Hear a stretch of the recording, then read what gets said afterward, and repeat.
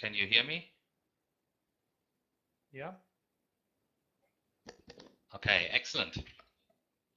So thank you so much, and welcome back everyone to our exciting afternoon session. We are very happy that we can continue with our fourth panel for today. We have spent the morning, for those who have joined later, we have spent the morning and the early afternoon discussing the concept of sustainability and sustainable development in global higher education as a systematic approach in the areas of institutional strategies, as well as international service, administrative service, and questions of sustainability in digital teaching. And we thought it might be a very good idea to come back to the main title of our web conference today, of the S Group Think Tank Academy, hosted by the University of Las Palmas, and to our main question: what does sustainability mean in different areas of global concern? We chose health, environment, society, and education, which of course cannot and should not be strictly separated, and are interconnected and interdependent to a great extent. And we invited distinguished scholars from S Group member universities to present us their academic research on this topic, on the content. That's why it's called Sustainability in Global Development Studies, and enter into a discussion with us and among themselves on the concept of sustainability in a broader academic sense. We're very happy. I'm co-moderating this panel again with Richard, my dear colleague and friend Richard Clouet from the University of Las Palmas. And we are very happy and delighted to be joined by distinguished scholars from Ghent University. That will be our first speaker this afternoon, Professor Patrick van Damme from the University of Ghent. We will continue with Dr. Eloy Becares from the University of León, to be continued and followed by Professor Cyrus Samimi from the University of Bayreuth, and Professora Florentina Abreu from the University of Minho.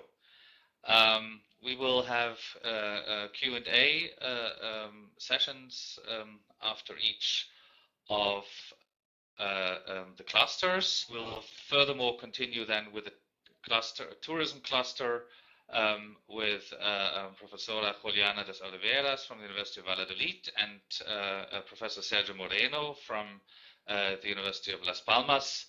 And last but not least, three colleagues from the Silesian University of Technology later on, Dr. Malgorzata Dobrowolska, Dr. Agnieszka Labus, and Dr. Adam Wawoczni. Without further ado, welcome back to all the participants and dear colleagues. Without further ado, I would like to invite Professor Patrick van Damme from the University of Ghent to give us his presentation on Africa's Great Green Wall Initiative and Ghent University, or how reforestation can be science-driven and thus more sustainable.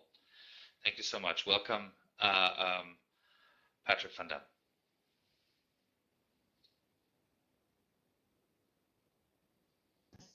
Okay. Yeah. Okay. I can see myself, so you should be able to see me, I guess. And do you hear me? Yes, we do. Okie dokie. So I was asked just to have one slide, but there's an opening slide just to provide the background. And I don't see it yet. So within University Ghent, I'm chairing what we call the Africa platform of the Ghent University Association. So the idea is that we bring together all people interested in doing research in Africa, and also we try to cater for the interests of African students studying at the university. By profession, I'm a tropical agronomist, rather wide based, I mean, with lots of different thematics. And so within GAP, Africa Platform, and within the university, and out of those, I have been working for a number of years now with FAO and also with some other NGOs, non-governmental organizations, and even governments.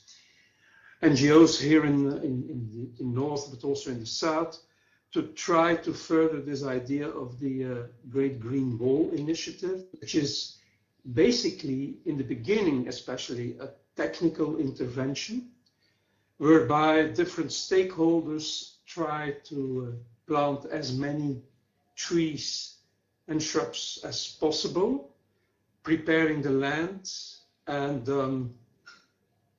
yep, there we are again, preparing the land, and then planting seeds and seedlings and hoping that this will be successful. So this is where, for me, the sustainability issue comes in, because in numerous cases, there is no record of the success rates of these planting endeavors. In reporting, it's about we have prepared X hectares and we have planted, sown X minus whatever hectares more or less, and then we hope for the best. So this is, I would say, the idea that we try to bring in from my side. That is that if you start such an endeavor, you should keep track and you should collect the data and you should come back with a monitoring and evaluation approach. You should keep track of the success rate of the planting of those trees and shrubs, and also grasses and herbs, because it's not only about bringing trees to protect the soil, but maybe also to bring herbs and grasses and fodder and feed for animals that are also running around in those environments. And then comes in the issue of socio-economy, and comes in the issue of how people feel about planting trees, shrubs, herbs, and grasses, and whether they increase their chances for having a sustainable livelihood, whether they increase their income, and so overall whether they are happy by that kind of intervention. I think those are the main points that I have tried to bring in with this, especially FAO partner, because they are planting trees. It's the forestry department that plants trees, and for the rest they have no clue about the social impact, and they don't bother so much about the technical and also socioeconomic, again, success of their intervention. So what I saw is that gradually this is now changing a bit, but it's a work in process, and presumably it's we still have a rather long way to go. So I was told to fill 5 minutes. I think that I've almost done that. So, voilà. Thank you so much, Program.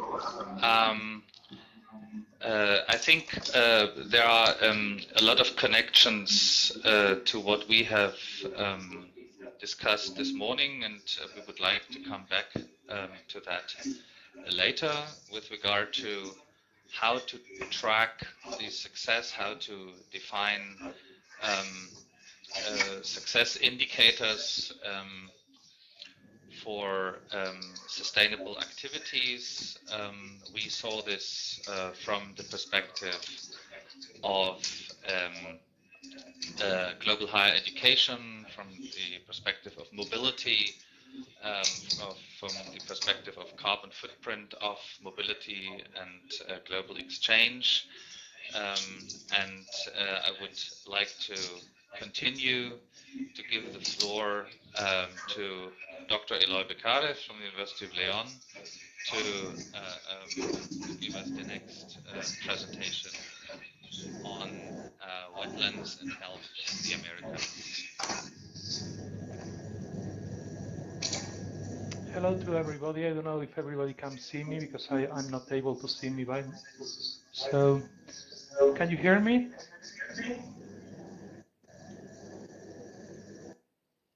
Yeah, probably now. Okay.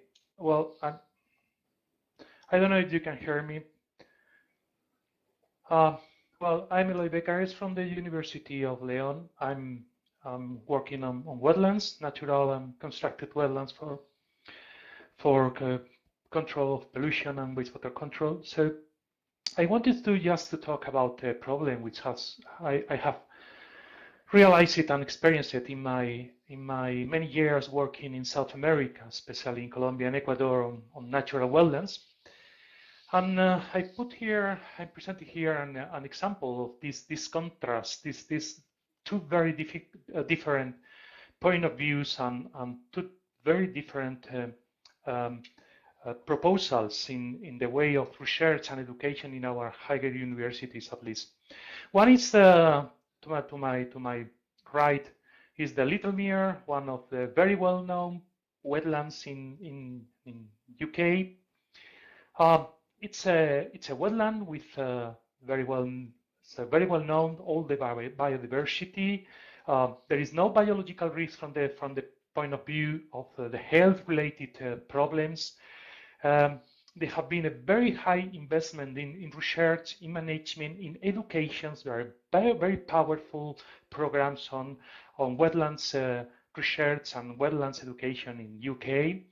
There are no special endangered species in these wetlands. There is a very high environmental concern in that society, as an example of European societies. There are a very weak link between biodiversity and the health of the wetland and the health of the communities. To my left is the Ciénaga of Santo Tomás in the Atlantic province in Colombia. It's a very highly organically polluted wetlands, full of invasive species with overfishing. It's harboring a huge number of disease vectors, which are responsible for a high incidence of dengue, malaria, Zika, chikungunya, etc. There are almost no investment on research or conservation. There are almost no investment on the educations. There is almost no knowledge. We don't know how this wetland is functioning. There is almost no environmental concerns. There are many endangered species that we are losing, like bocachico, manatees, caimans, etc. It's a wetland of high biological interest and with a strong link between health of the wetland, the health of the community and the biodiversity. So my position here, my proposal here is that we should stress, we should increase, and we should proportionally invest more on the research, on the education, and on studies on those countries, on those ecosystems where biodiversity is losing very, very fast, where we don't know which species we are losing, we still don't know which processes we are losing, and in comparison with our countries, with our developing countries, with developed countries, the proportion of efforts, of economy, of money which is invested on this research is still very low. There is still a huge differences about which is the amount of money we are investing and the resources we are investing in our countries in comparison with, especially with the tropical and high biodiversity linked countries. So this is only, it was my proposal, and my position here was I wanted to explain. I don't know if everybody has listened me, because I don't know why, but I'm now out of my headphones. Well, at least I could hear you very clearly, and Okay. I think everybody else as well. We could also see you very clearly, and thank you very much for your clear and comprehensive presentation. It is, of course, an important question that is also, again, linked to higher education and the question of environmental awareness, how this can be increased through environmental education and sustainable education. I would like now to invite Cyrus Samimi, a professor from the University of Bayreuth. He's moreover a principal investigator in the Excellence Cluster at the University of Bayreuth in African Studies, Africa Multiple, and he's the director of the Institute of African Studies. So one function could also be to close a link maybe to the Africa platform at the University of Ghent through these conversations. And I'm very happy that he is ready to join us today to give us his take on environmental change in Africa, dynamics and challenges. Please, Cyrus, the floor is all yours. Hello, good afternoon. Can everybody hear me? Yes, I hope so. Well, I don't have a presentation. My abstract is uploaded, and I want to give you a short. And it's not a project as such. What I'm talking about, it's more thoughts and thoughts we are discussing briefly also in the African cluster, taking into account that the African cluster has a very strong focus on humanities. I'm a climatologist, and well, together with a colleague from biology, the only biophysics scientist in the cluster. My views and my concern on all these well discussions on climate change, environmental change is that we strongly focus on concepts that are imported from the global north, the west, to Africa, about questions of nature conservation. And the Great Wall is kind of an example as well, that is strongly promoted by NGOs from the global north, with some grassroots initiatives as well. And the concern is that we impose policies in Africa on environmental change, which are delinked from local concepts on the ground, and treating African societies as not being part of the local or of the concepts. So let's give me a few just thoughts on that issue. So there is always or promoting planting of trees, for example, in REDD++ projects. There are still a major projects of the extension of national parks. Recent example is the Greater Kasa region in Southern Africa, in the corner of the Zambezi Okavango region, and many other so-called green projects, which lead to an exclusion of people and often neglecting problems on the ground, as human-wildlife conflicts, for example, which are very prominent in the Kasa region, losing of access rights by local communities to what the World Bank in some years ago quoted as empty land which could be developed for agricultural development, not keeping in mind that many of or much of the so-called empty unused land is land which is used as a concept of sustainable land use in times of climate variability. So mobility is a major concept in livelihoods. Mobility, is it moving with livestock to various different regions, which might be empty for 10 years, but then have to be used in times of drought, and so on and so on. And this is even more a problem in my view, because African communities didn't contribute much to global warming.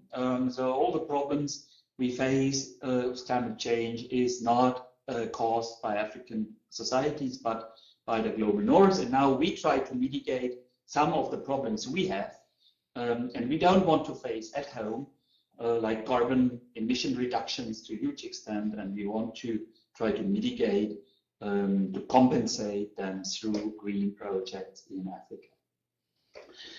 And the current COVID-19 crisis, just to finish with my thoughts, is now putting a very new light on the whole issue. So the whole tourist industry, which is based on these nature conservation areas and partly sustain the nature conservation areas, are now close to a collapse, or even collapsed already, because there is no international travel possible. People lose land. Poaching is increasing. Even in regions where poaching was much under control, like in Namibia, it's poaching for bushmeat, so it's not necessarily trophy hunting, because this market, or the export-import of trophies and wildlife products also came to a halt, more or less. And this is that now. And the control of mobility through COVID-19 is now putting a very new light on these environmental issues in Africa, which is also linked to urban-rural movements, which is now also almost impossible in many regions in Africa. So large cities, urban areas can't be supplied with food from outside, from the rural communities, because of limited mobility possibilities. So we see a very dynamic, multi-phased, complex situation in environmental change, climate change, and conservation in Africa. Thank you. Thank you so much, Cyrus. That again links the question, and of course we hope to get into discussion not only with our audience, but also among our panelists, among our speakers. That's why it's called Open Space Panel, with short interventions and then a discussion. Here the question connected to global higher education would be very interesting to discuss, how global higher education institutions can, through changing the perspective and changing the concept of looking at sustainability, global sustainability in an appropriate way, can help to reach not only awareness in political decision makers' views, but also with regard to communities. I'm very happy to give the floor now to Professora Florentina Abreu from the University of Minho, who will talk about business overall performance and sustainability, and please, Professor Abreu, the floor is all yours. Here we go. Hi, my name is Juliana Abreu. I'm from University of Minho in Portugal, and I am presenting to you the business overall performance and sustainability effectiveness. This is a model that we developed. And Professor Anabela House and Francisco Moreira. The background is about the Green Link. I have searched on the literature and I found that there was a lack of knowledge about the Green Link. When we speak about the green, we speak about the green associated with the eco-efficiency concept.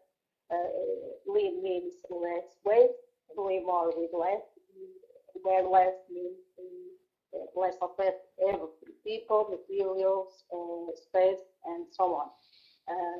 Less eco-efficiency means less environmental impact and creating more with less. The current situation supported in the literature review and on a survey that was made was that there was a lack of awareness of the lean-green synergy and of the human, and a lack of intelligible lean-green assessment models and ready-to-use indicators. So the goal was to develop a model to assess lean-green link, and the critical analysis that was made, it was that there was a scarcity of assessment models integrating both these approaches, the lean and the green. Review of the lean-green model found 16 models, only 16.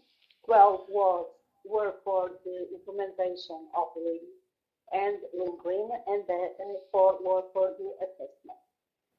As you can see, the lean-green assessment models hold some level of complexity. Some were hard to implement, and as you can see in this timetable, only 4 were for the assessment. So we developed this model, the BOOST model, that evaluates the company's efficiency and sustainability. This model intervenes with sustainability issues spread over the 3 dimensions: the environment, the economic and social one. And for the operational performance, we consider the OEA as a good overall strategy.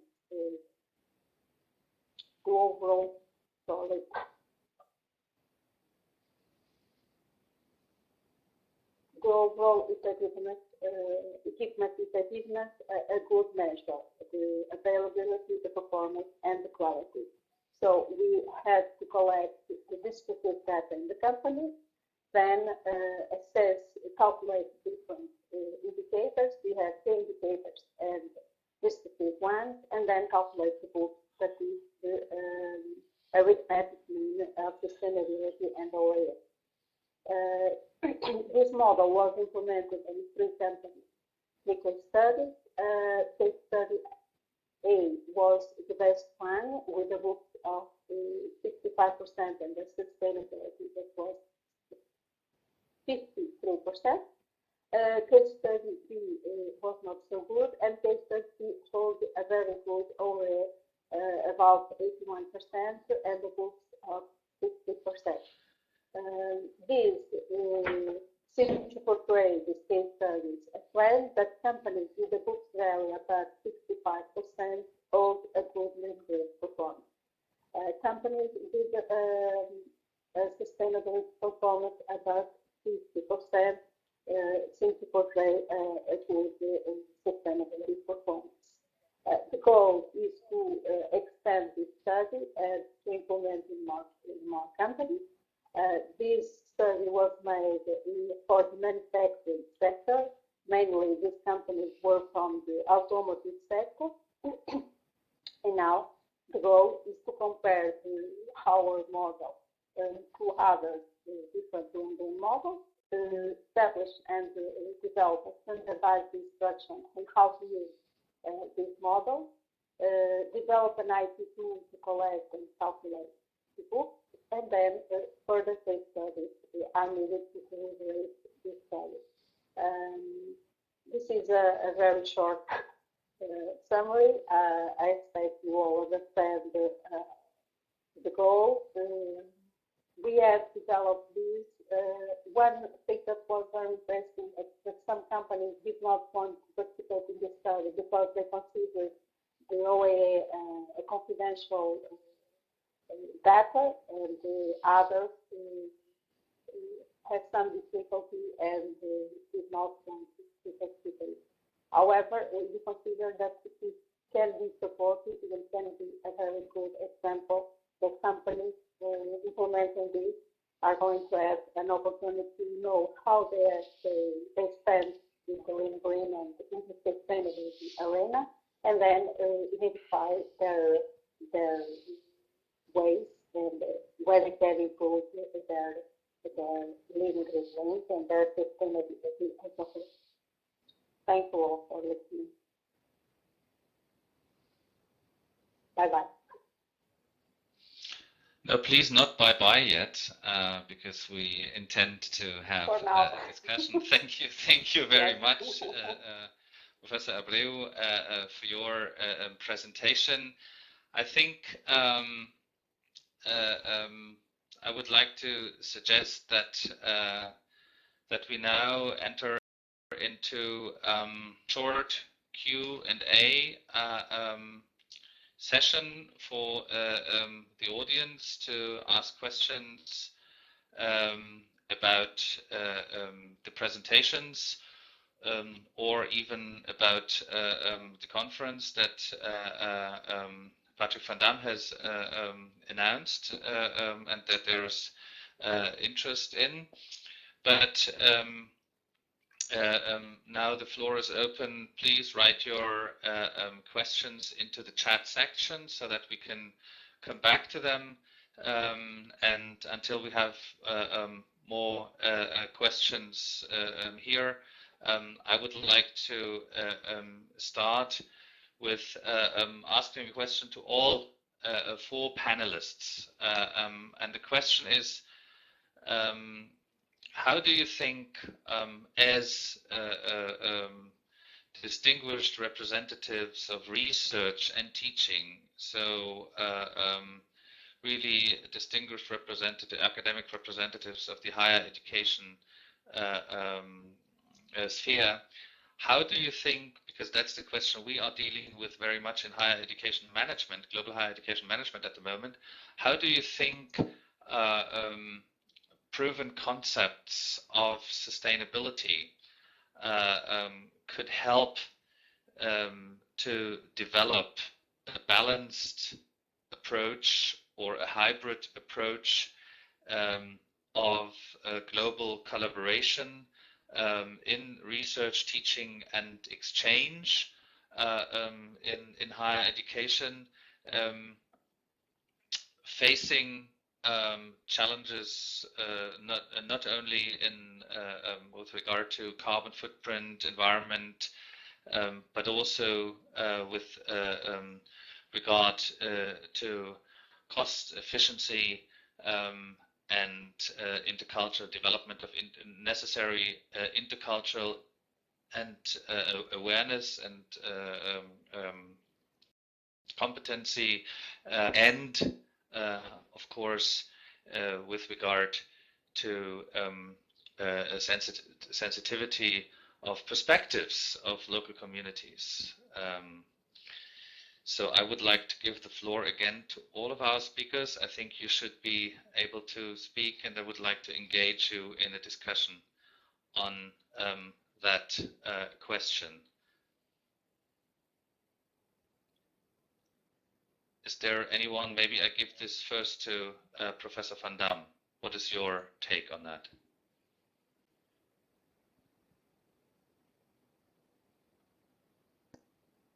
So I think that there is scope for us, because I hear some criticism, but I also think that from our side, there is scope for us to share success stories and to share why certain initiatives were successful. Also providing a general SWOT analysis. I mean, the weaknesses, the strengths, the opportunities. So share those. Secondly, I think the sharing could be through publicizing. I've been preparing some position papers now that hopefully will end up in Nature-like journals. So publish them in high-level journals where you will see that both at the level of academia, but also at the level of organizations such as World Bank, or in my case, African Union, will read what is written there and may take those messages at heart. Another level is try to provide feeds through social media because they can reach a broader public. And then, of course, at the personal level, and you heard that I was criticizing FAO because their planting initiatives and activities are executed by, I will add now, narrow-minded foresters. Yeah, can sometimes be said of academia. I think that we have to involve ourselves much more with what I would call the real world, and so try to see how we can match research findings with our experience with teaching through classic ways, but also through more innovative techniques and approaches. Yeah?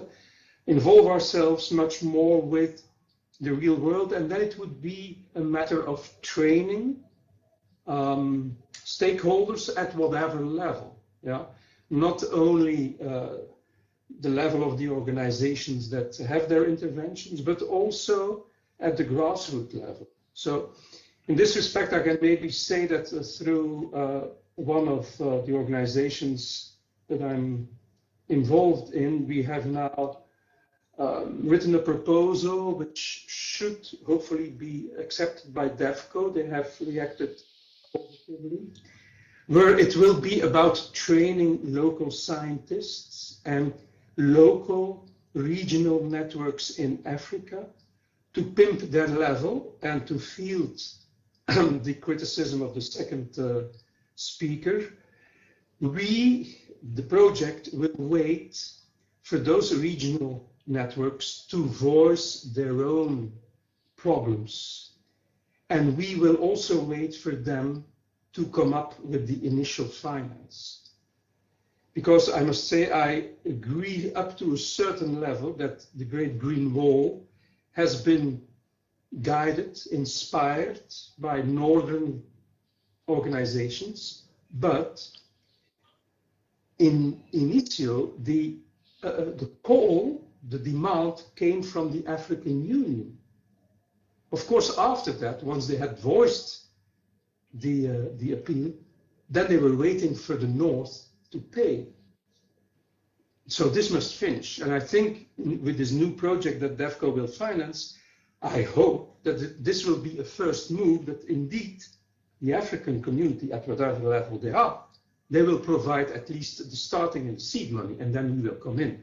And together we can then train on subjects that will be defined together, but should first come from the target group, the stakeholders in Africa themselves. Yeah. Thank you so much.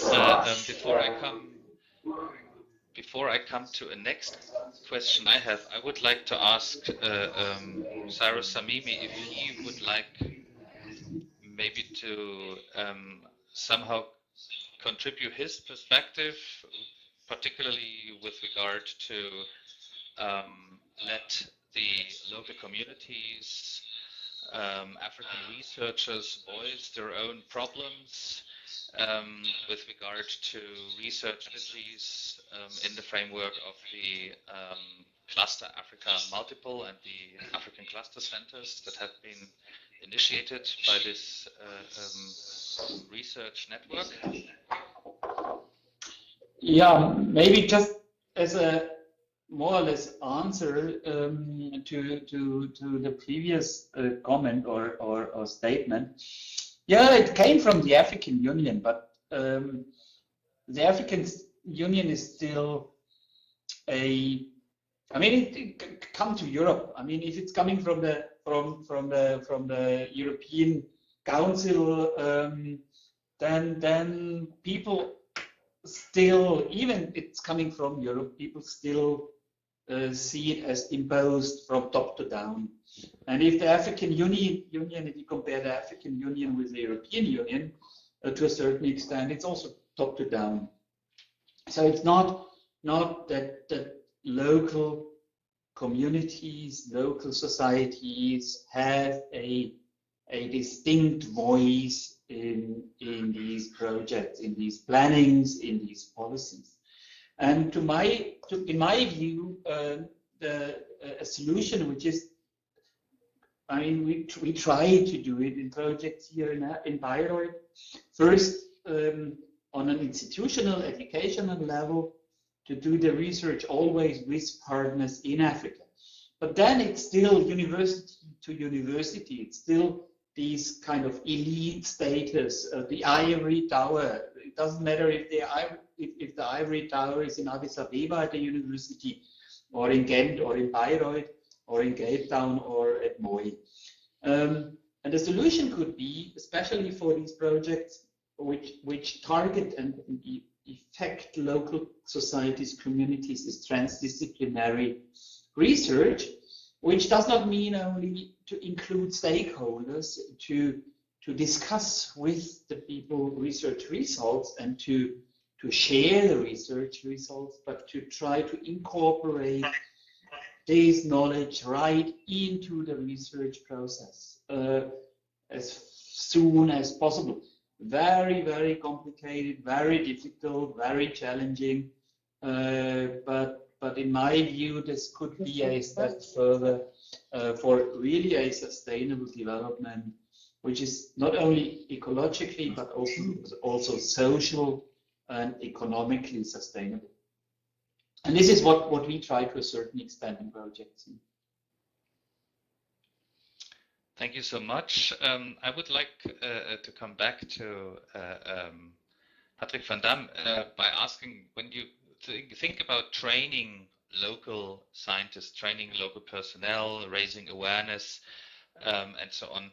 And now we see that, last but not least, through the COVID-19 pandemic, we might be forced or asked to more and more engage in digital formats. How do you see particularly this training on site, that training in the target regions?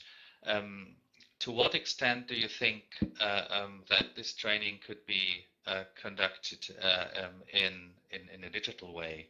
And where could there be a necessary and appropriate balance between face-to-face on-site training and digital training?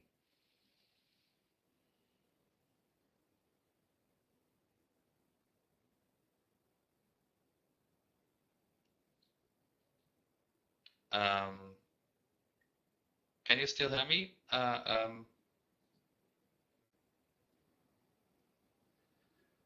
This was a question to Patrick van Damme. Can you still hear me? Okay, so I just did not get your answer yet. Do you hear me now? Yes, excellent.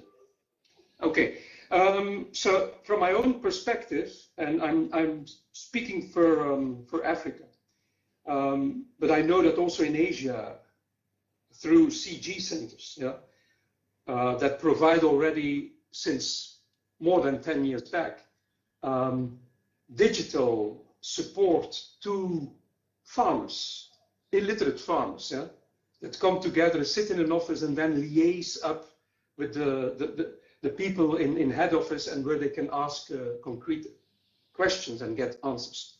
But so for Africa, apart from the CG centers, and that's IIT, IRI, all those research centers that focus on food crops, there's also the regional centers, Azareka. There's also FARA, the Forum for Agricultural Research in Africa. And those have developed tools. They have brought together people physically, but also through the internet.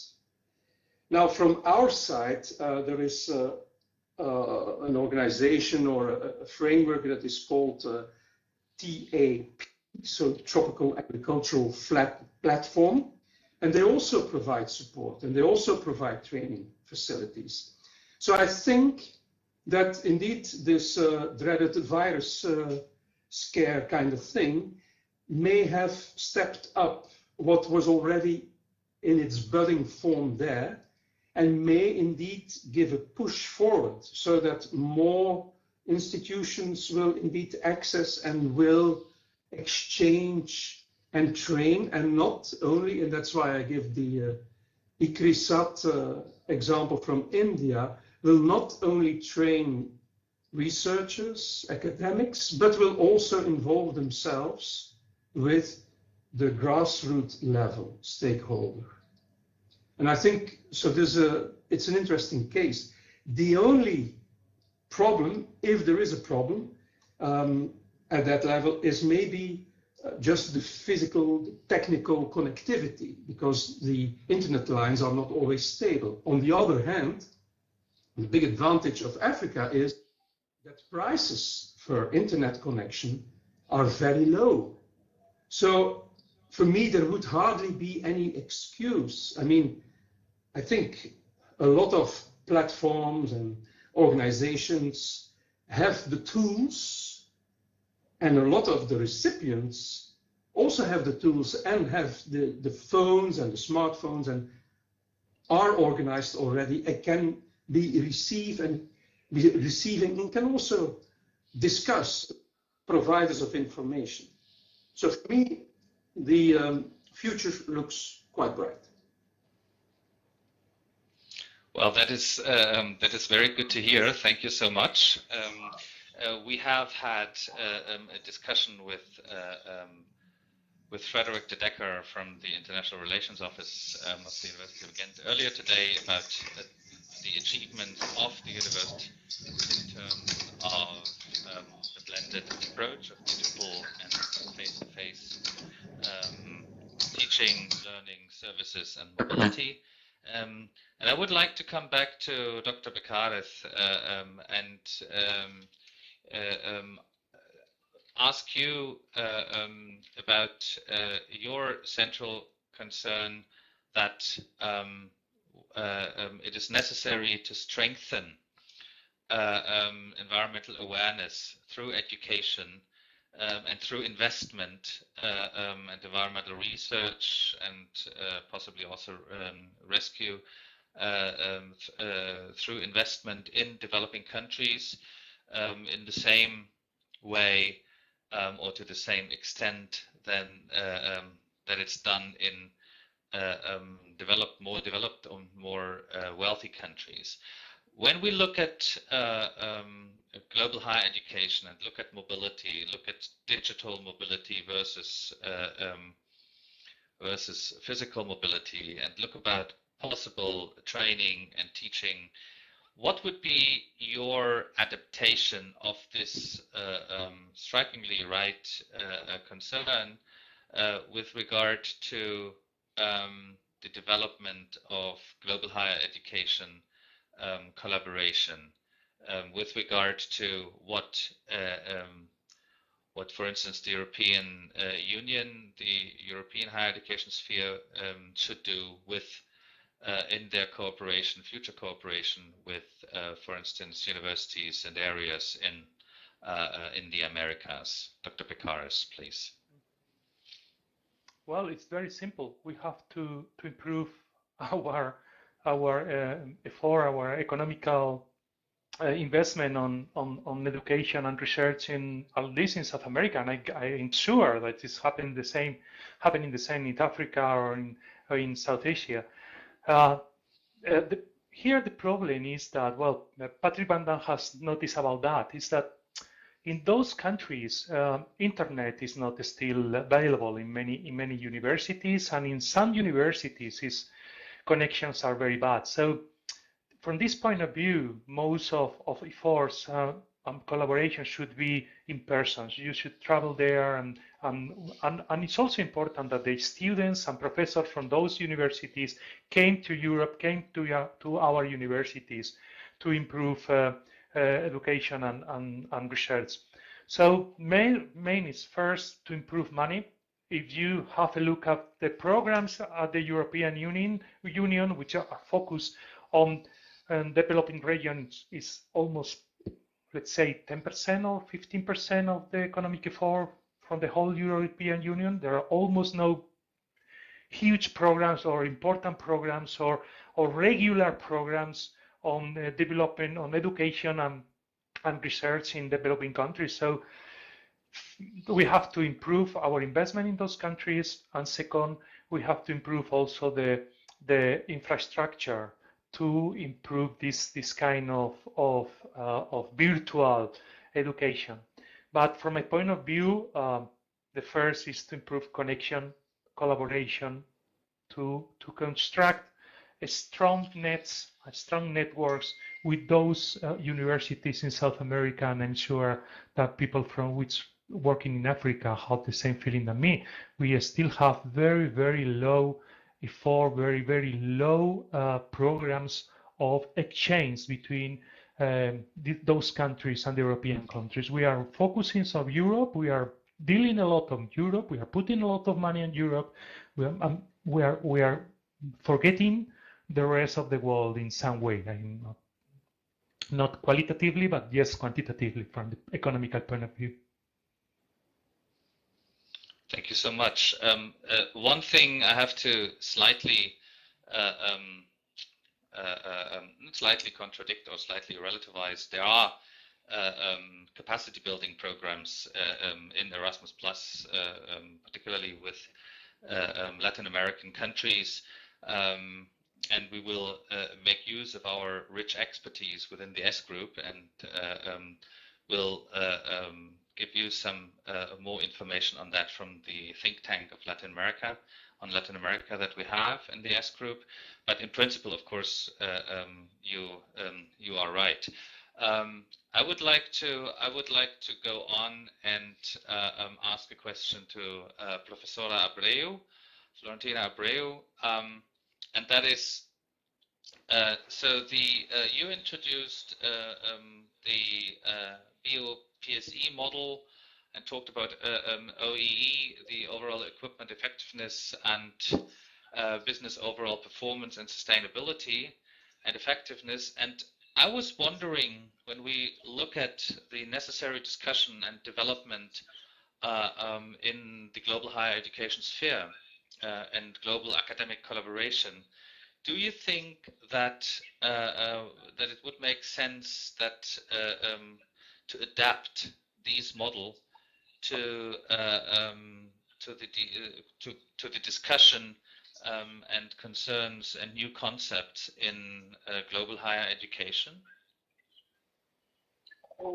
I think this model would permit for the students, so in the higher education, to know what is happening on the operational level or in a practical way.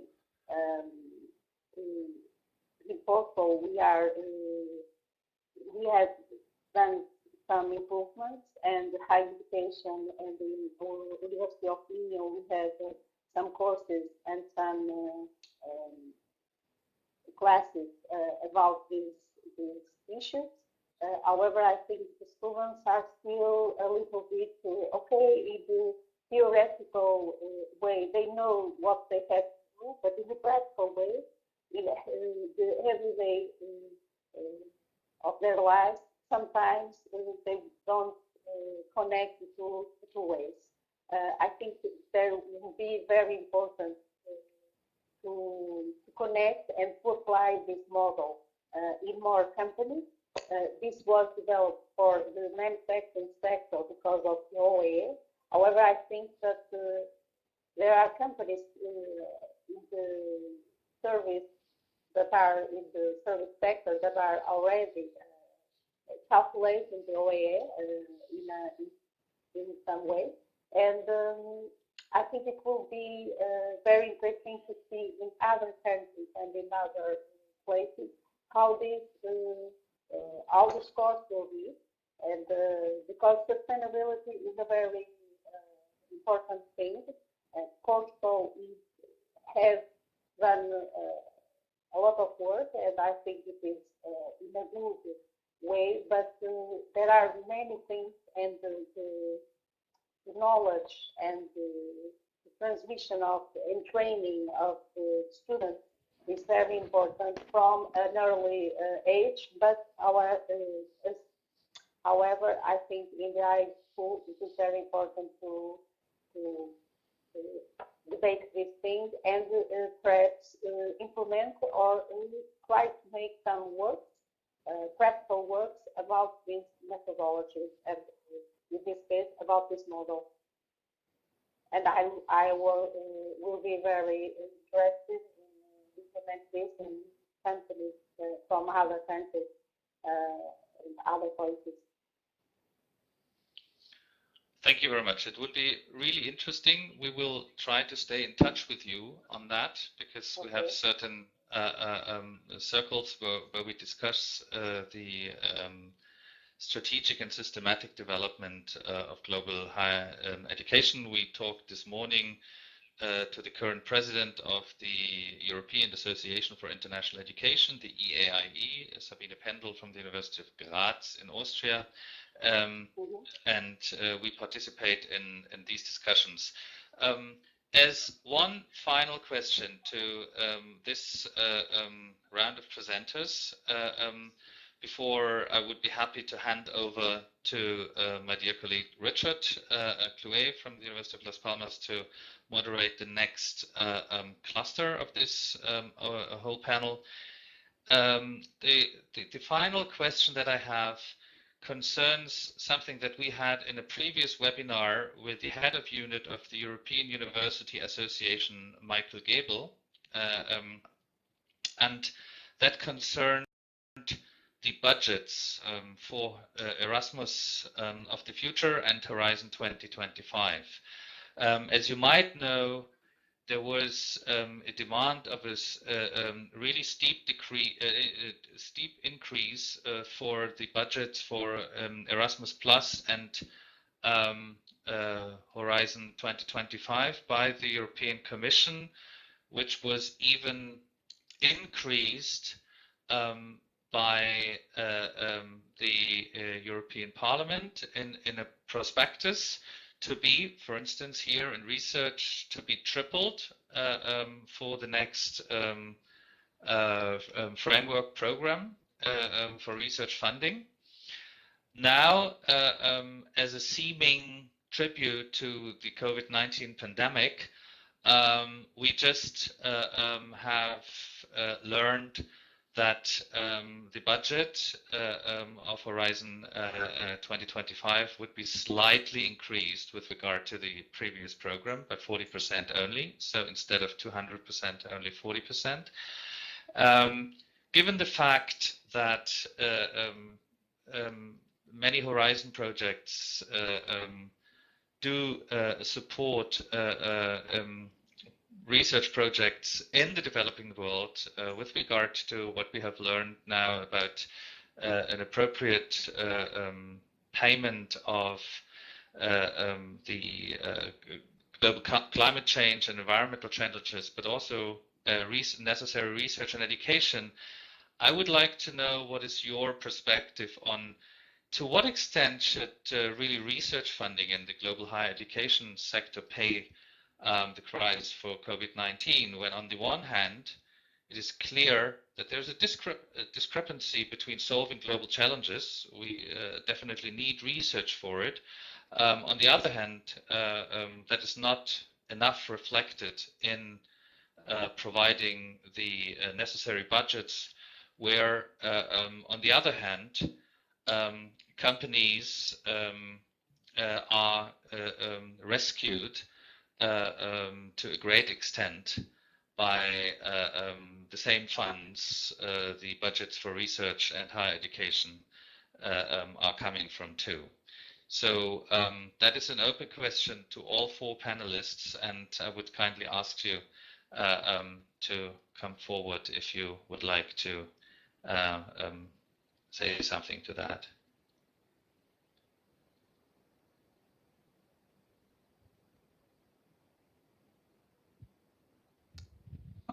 Yeah, I will change my hat a bit. I'm chair of the International Foundation for Science, which is based in Sweden. And we exist almost 50 years now, and I think that we have given out something like 9,000 grants, up to $12,000 per grant. And we face, like most organizations, always this problem of getting enough donors interested in our endeavors, in what we are doing. So our recent take that we have presented to donors has been that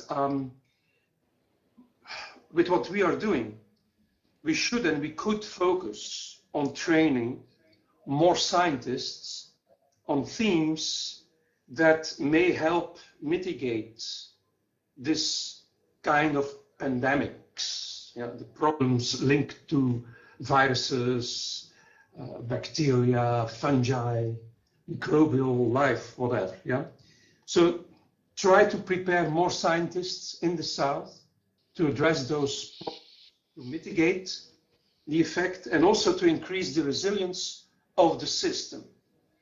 So for me, this is an argument that we should use also towards European Union. If you have Erasmus Plus, it's no longer focusing only on environment, only on sustainability, but also integrate those bigger teams with smaller ones and vice versa. So, and by focusing on specifics, where we can show that maybe in the short to medium to longer term, training people in the south may help address problems, not only in the north, but also in the south. I hope that we will have a convincing set of arguments to do that. So I would say that what IFS, International Foundation for Science, wants to attain is also what we want to attain through Erasmus Plus and such mechanisms. Thank you very much. Is there something that you, Cyrus, would like to say? Well, no, not really. Okay. I mean, this is a challenging point anyway, and so I mean the funding of colleagues, of scholars, and the exchange programs. I mean, is urgent. I mean, the digital. We have some nice successful stories on how the digital or online webinars, seminars, events can foster and strengthen in exchange, international exchange, forced by COVID-19 now.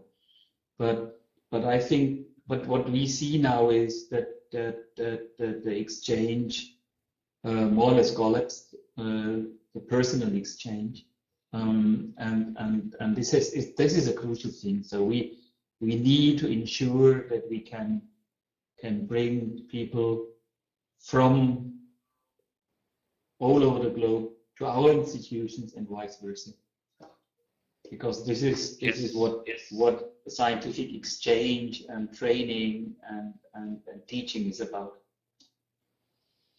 Yes, and I'm totally with you, and also with Patrick, that of course we need to lobby and make sure, and that is a strong discussion at the moment, also in political decision-making circles, that it is absolutely necessary to keep the awareness and support for global higher education and research collaboration very strong, because we need it for the future. But I also want to come back to Eloy Becares on that. Dr. Becares, do you want to say anything about this topic as well?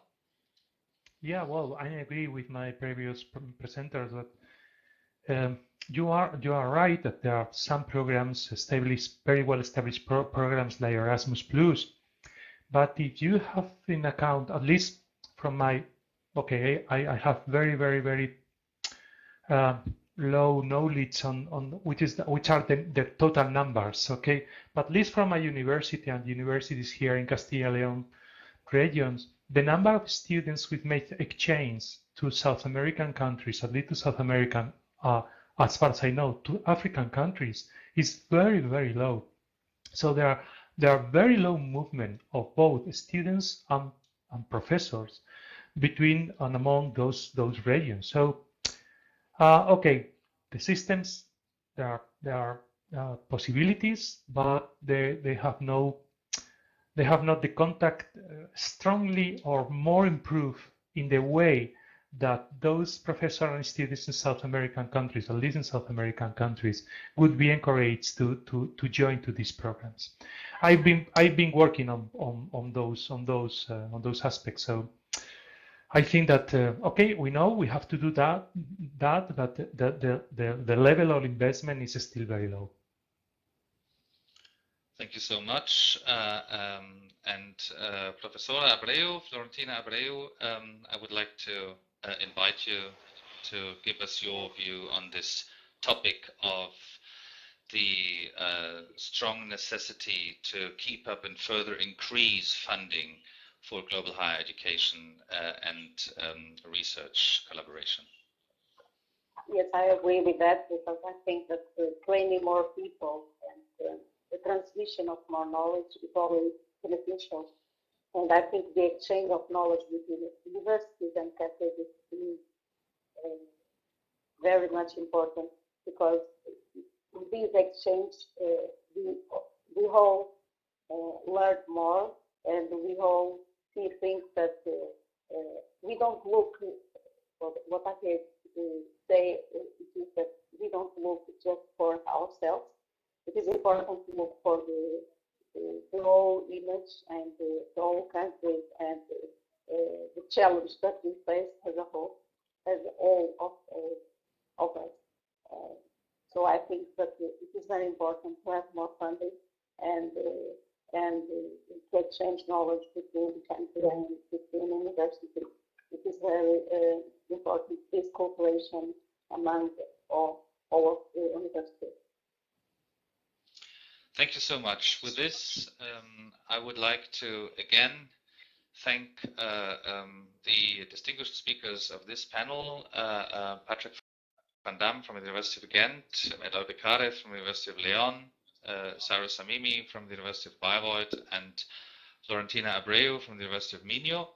And I hand over for moderating the next panel to my colleague, Richard Clouet from the University of Las Palmas.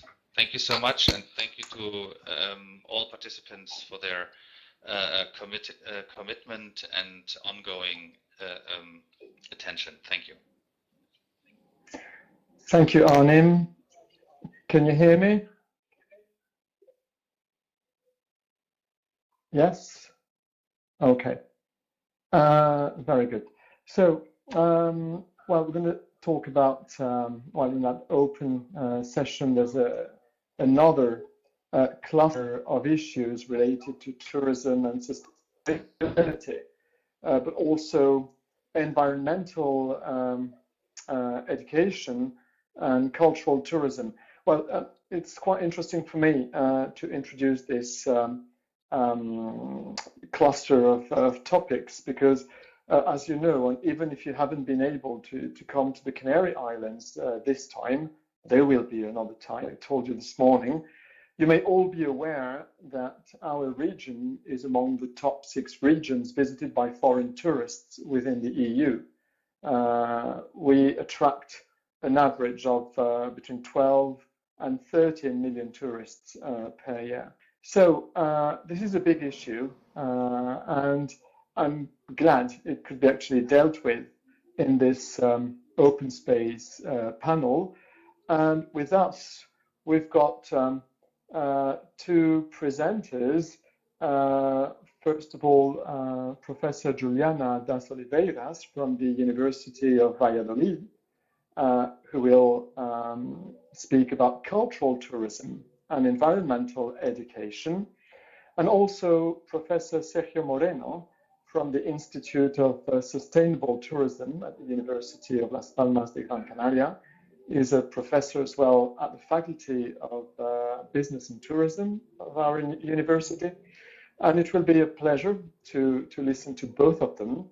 So I will first give the floor to Juliana das Oliveiras, who will give us her take on the issue. Please, Professor Juliana das Oliveiras.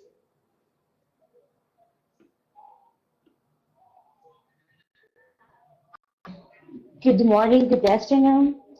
I am Juliana das Oliveiras. I'm a student of the doctorate program about transdisciplinary education at Universidad de Valladolid, University of Valladolid in Spain. But now I am in Brazil, where I do my research. And I have to tell you all, the first time here, and this kind of event, I'm quite nervous. And thank you very much for the opportunity to talk about my research. My thesis in Universidad de Valladolid is about how to teach with pedagogical tourism, so tourism, also called education tourism and others nomenclatures, research or method. We are studying yet education. So during the bibliography review, the literature evidence, a lot of papers concern about environmental education by cultural tourism. So we asked ourselves, could tourism help to teach environmental education? Then we started to develop and the idea, and in the beginning we needed to understand when began this idea. So the beginning of the tourism and environment education is in the earliest date, century 19 in Spain. It was the Institución Libre de Enseñanza. And for the creator, Abreu, the environment is an inexhaustible source of research to the education. In the same line of field and ration and idea, and so we have friend Celestine Frenet, who encouraged his students to explore the school and the environment around the school. From this, he is to lead their students to learn what's necessary for their life. This kind of education method, using the tourism for education, we can choose cases in Argentina, in Costa Rica, United States of America, and all of Brazil. Why do we choose tourism to environment education? Because it's a so productive and a fun way to learn. And nowadays, we are doing the field. No, before, sorry. Finally, how could tourism be a research environment education? So the teacher, the school, the tourism agency need to make the guide. And the guide program to visit focuses on the scholar curriculum. Usually, cultural tourism is multidisciplinary, so we can take a lot of opportunities there. So now we are working to develop a guide to help the teachers and the school to use the tourism for the environment education and cultural education as well, actually. That's what I have to say for now, and thank you very much. Thank you. Thank you, Juliana das Oliveiras. Thank you very much. Now the floor is yours, Professor Sergio Moreno. Hi, good evening. Can you hear me? Yes, perfectly well. Okay. So first, I would like to start playing a short video. Let's see. Can you play the video?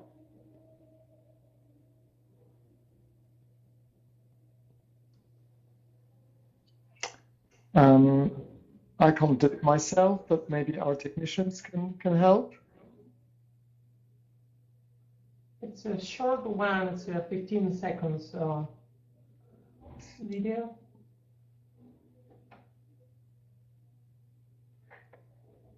Apparently, it's not possible to play it. Okay, then let's skip it. Okay. So basically, it was a short video about the Simpsons that are something that we can use for almost anything, right? And they were looking for the Canary Islands because actually 60 years ago, the Canary Islands was quite an unknown destination, but nowadays it's kind of a leading destination. Actually, the Canary Islands counts for more than 15 million tourists every year. Let me show you over here. Sorry about that. And as Richard was mentioning before, the Canary Islands is the #1 tourism destination in the European Union, with more than 100 million tourists overnight stays. So basically, talking about Latin America, sorry about the title, by the way, what we propose is transforming brown tourism, but it's mainly focused on developing tourism, not considering the natural resources, to green tourism. And in order to do that, you do it through the great tourism. And we are talking here about knowledge and research. And doing that, obviously, what you can do is developing basically really the blue economy and the orange economy. I'm talking here about products that are based on the sea and creative industries. So if we have a look at this map here, you see that Latin America is quite a small piece of that globe. So it's related to the number of international arrivals. So basically, we are saying here that Latin America, it's a small part of the market. It represents a very small market share. If we have a look at research, again, it's even smaller, the representation of Latin America. And what we are trying to say is that in order to play a major role in the tourism industry globally, you basically have to focus on research. In this case, let me just say a few words about the University of Las Palmas, because 2 days ago it was released, the last Shanghai ranking, as you know, and in tourism, the University of Las Palmas was ranked #1 university in tourism and hospitality in the European Union, and of course in Spain. So there was only one university from Latin America. If we have a look here at the main programs in tourism, in higher education in Ibero-America, so basically Latin America, Portugal and Spain, as you know, you can find more than 2,000 programs. So most of them are in Spain, Brazil, or Mexico. What I'm trying to say here is that there are a lot of programs those programs are very important because they provide talent and basically professionals for the industry that if you do not feed those programs with leading research, basically it's going to be very hard to be competitive. So Latin America is a very important region in terms of resources, natural resources and so on. So let me give you a short example about the coffee beans. When you pay a kilogram of coffee, basically you give the farmer only €1. But however, when you pay for a kilo of a product, then you multiply by 10 the price. And again, if you pay for a service and the amount of coffee cups that you get out of 1 kilogram, again, you are adding value to those resources. And if you go to the #1 coffee shop in the world, Starbucks, it's incredible the price that you pay for 1 coffee. So Latin America is very rich in terms of resources, but there is quite a challenge to develop tourism experiences. In order to do so, there are many methodologies. Let me skip this to conclude with 2 main challenges. Basically, it's about sustainability and digitalization. And to give you a few examples about that, I will mention 2 projects we are developing here at the University of Las Palmas. In terms of sustainability, there is a Horizon 2020 project, social impact directed by Carmelo Leon, and this project led by the University of Las Palmas with 12 European islands analyzed.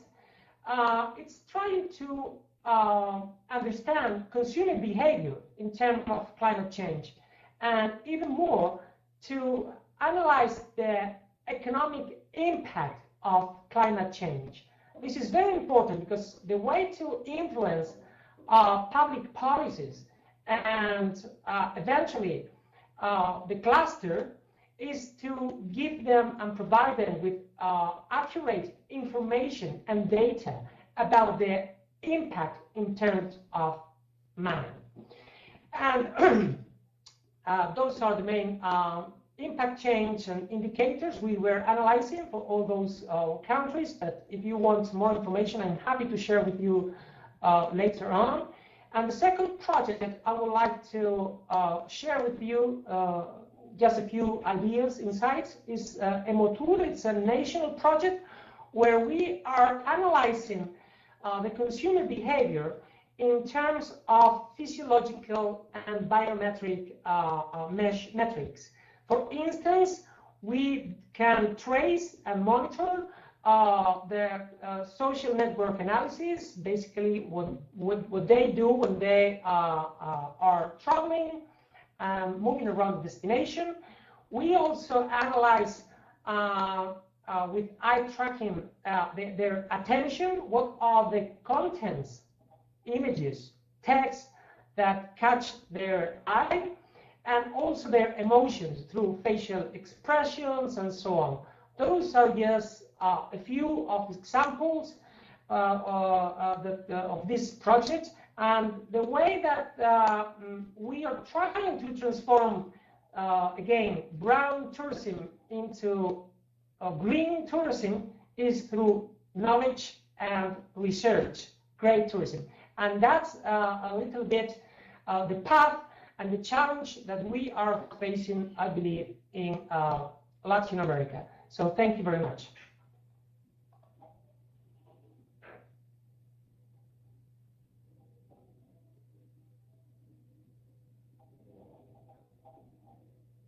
Inspiring and very enthusiastic presentations, very interesting pieces of research about tourism, sustainability, and education.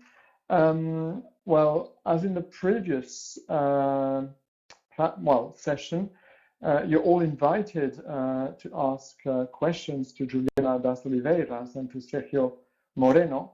Sergio, we've not been able to see your face, so if you want to switch the webcam on, maybe our participants would like to meet you, if possible. But, well, if we haven't got any questions, not so far, I've got some of them. Well, first of all, we all know that travel and tourism are among the most affected sectors in the global pandemic. All those lockdowns, yes, lockdowns around the world have put millions of small businesses in travel and tourism to an existential test. And that's something we don't, the future is not very clear. At the moment, it doesn't seem to be bright. The bans imposed on traveling seem to carry on, even if they're starting to be a bit, they've been eased a little bit. What is your take on this? It hasn't got to do at the moment. My first question is not directly linked to sustainability, but nobody's been able to come to the Canary Islands precisely because of those travel bans. And I would like to have your impression of what's going to happen in the very near future, and all those economies for example, in Africa, not only in Europe, but Africa or South America, will certainly be jeopardized. Maybe we can start with Sergio Moreno.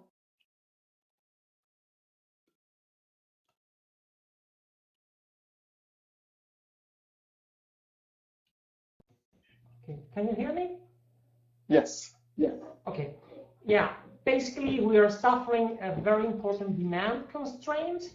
I will frame that future scenario in 3 different stages. The first one, I call it cocooning, what was already a trend before coronavirus. That means obviously people are spending more time at home, and this isolation process has been obviously to a great extent something really unique.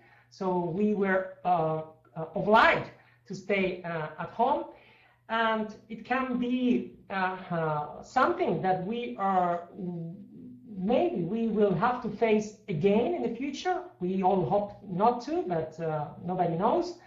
And that means we have to reach people in their own homes.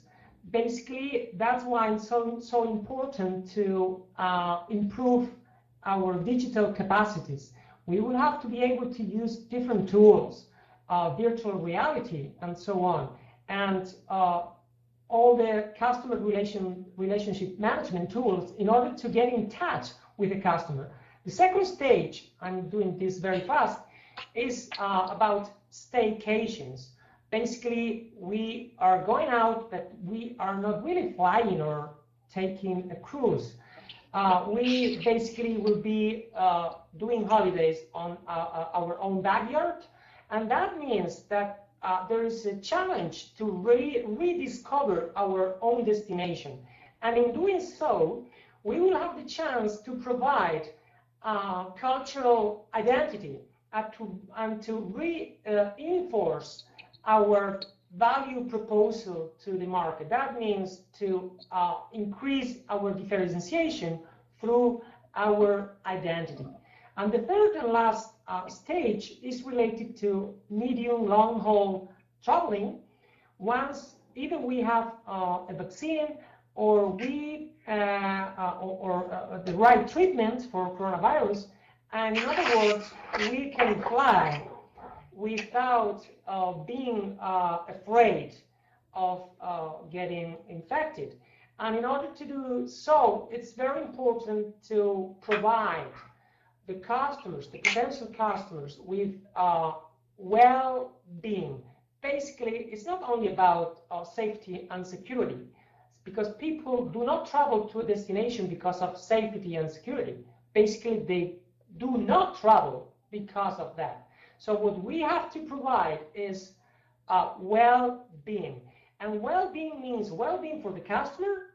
That means that when they are facing a risky situation, but they have the willingness to travel, the well-being is higher than the risk they perceived. And we have to provide well-being for the local population. So basically, it's profitable to receive tourists in their own destinations, and obviously well-being for the environment and the nature. So if we reach that balance, then we can succeed in the long term in this important challenge we are facing with this pandemic. Very interesting. Well-being and also education.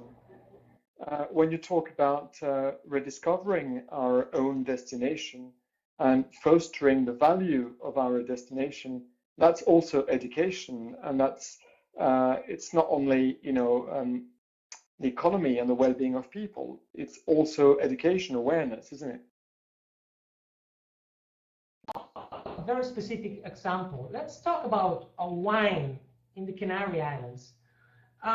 Obviously, because of our small production, we will never have a very competitive price in comparison to wines that are imported, right, from the mainland and so on.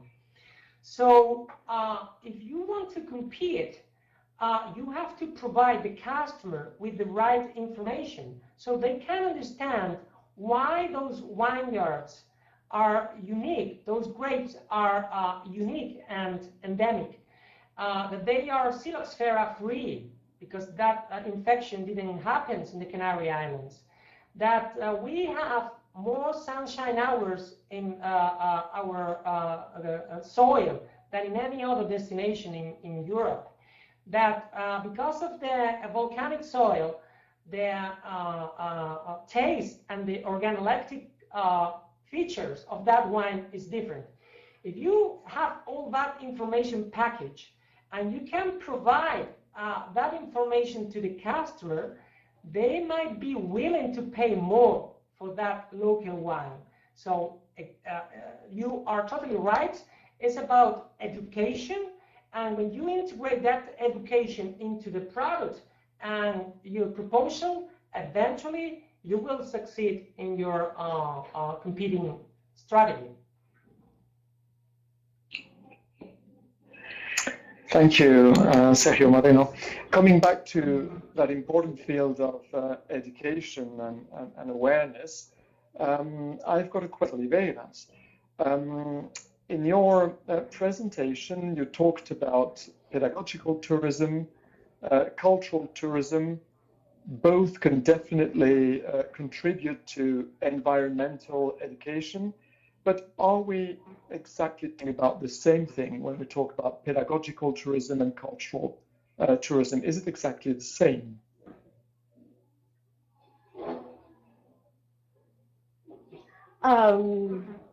Maybe it's not exactly the same, but the point is not so common to say pedagogical tourism or education tourism, as I say, cultural tourism.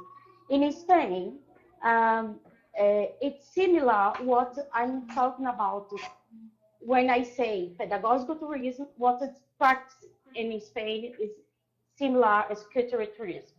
So it's so common in Spain. Children visit other places, other cities around Spain, to, for example, Segovia, to visit and see the aqueducto, and to see where the water comes, and before how was the way of the water, and for why, and something like that. Also, we can talk about for example, about Segovia, about the motifs of the buildings, and how is this still the same. So a lot of things you can talk. What I'm doing here is to organize the idea what we understand as pedagogical or education tourism. So doesn't exist yet nomenclature appropriate. So this is and everybody or most of the scientists understand what is something or another. In Brazil, we don't have, as our colleague Sergio Moreno showed us, so we don't have a lot of studies in Brazil about tourism. We have just 6 program of doctorates, and about pedagogical tourism is just 1 thesis. for now. And what I want is to understand what we mean for pedagogical tourism is to make a program in a school or from the teacher or from the agency tourism to the students focus in our curriculum. This is the point. We can have fun, we can have a time to play, but also we understood it's more effective when we are in locus to learn about something, especially environment and cultural stuff. And have I answered your question? Is it clear?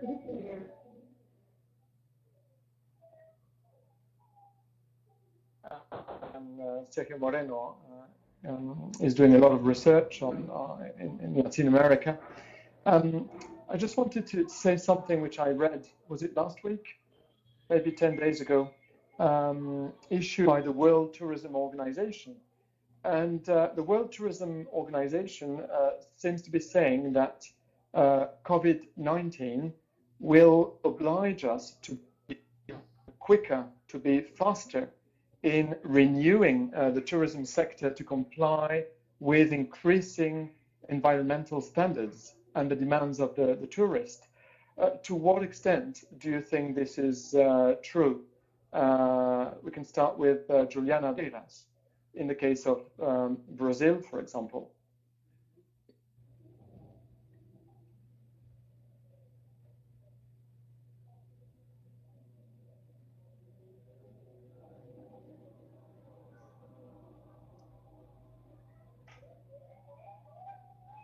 Yes? Did you hear the question?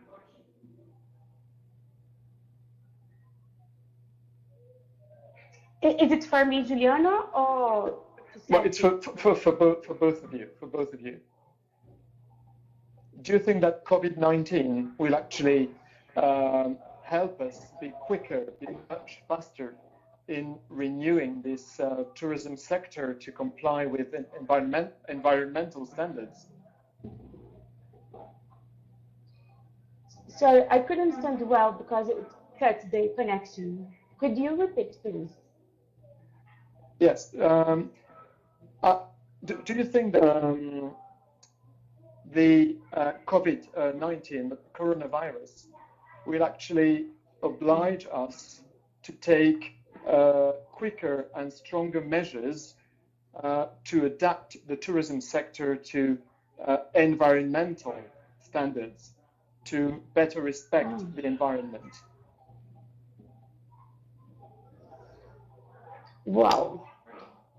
It's just to have I your think impression. this pandemic, yeah, okay.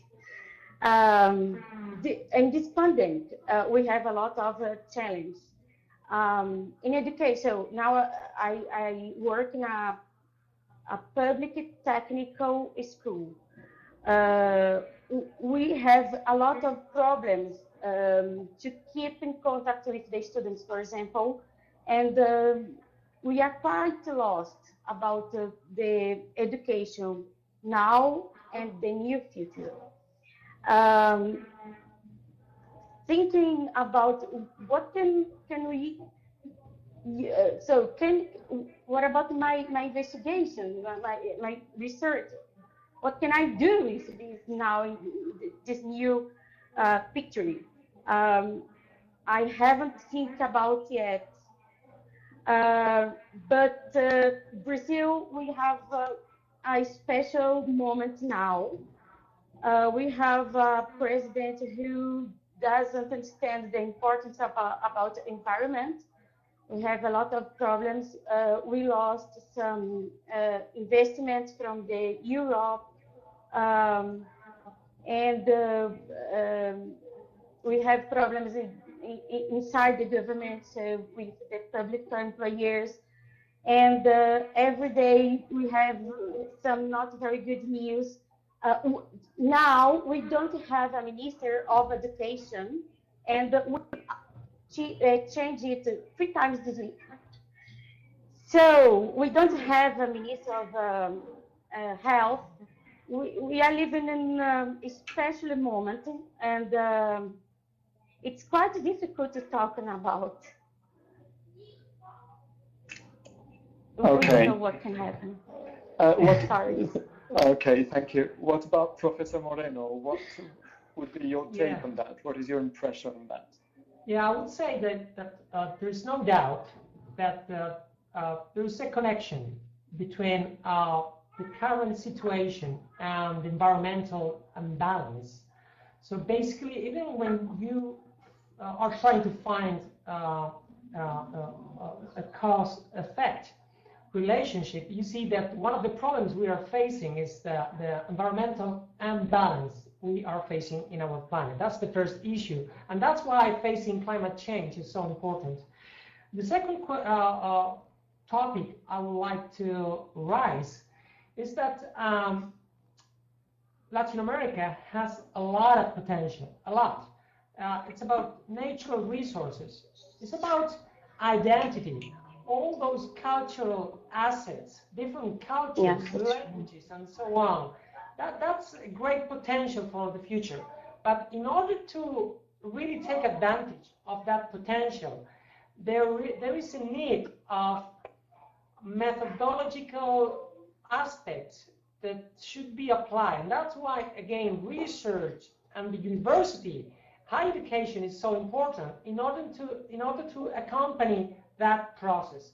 I'll give you an example. Costa Rica is basically it's a very well-known destination related to ecotourism. I wouldn't say Costa Rica has a higher biodiversity than Colombia or any other destinations. However, they have a better research, knowledge, and market connection, especially with the United States, that makes that country to be the flagship destination in terms of ecotourism.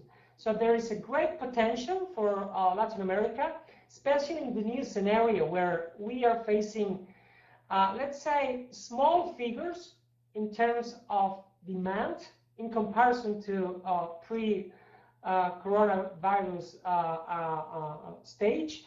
And we have to bet on customization. We have to personalize our offering. And that means that identity and natural resources are the main aspect we can use in those destinations to really succeed and face this very important challenge we have ahead. Very good, thank you. I've got a question here from one of our participants, and that could be our last question to both of you, but especially maybe to Professor Moreno, but of course Juliana Oliveiras can step in and can help as well. You made an analogy between traditional tourism and green tourism. Could we adapt that to an analogy between traditional higher education, traditional global higher education to green education? It's a bit tricky. Yeah, it's a very important issue. I totally agree. I'll give you a very simple example.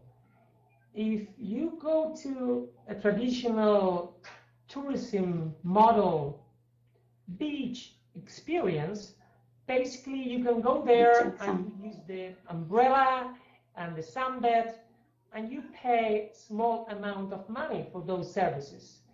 Obviously, the person who is working and providing that those services are not really well educated in general and not really well paid. So if you change that traditional model into that knowledge model where the services they provide in that beach, they also provide you with physiotherapy services, with a milkshake elaborated with local products that help you to better reach your goal, whatever it is, getting a suntan or renew your energy, whatever it is. And they provide you information about the ultraviolet conditions and how the sun is affecting your body, and so on and so forth. Then we have specialists. We have very skillful people working in those services, that they have education in physiotherapy, nutritional aspects, and so on and so forth. So this is the new model. In order to change to the green model, there is obviously a need to invest in education, and in doing so, you can really get a high-profile service, and people would pay more, and that's would be a virtuous circle if you really develop the right policies. Very good. Thank you to both of you for your participation.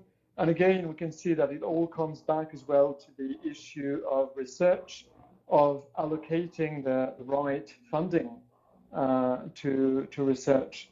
And now I would like to give the floor back to Dr. Arnim, Heinemann. Arnim, would you please moderate our last cluster in that panel about social innovation?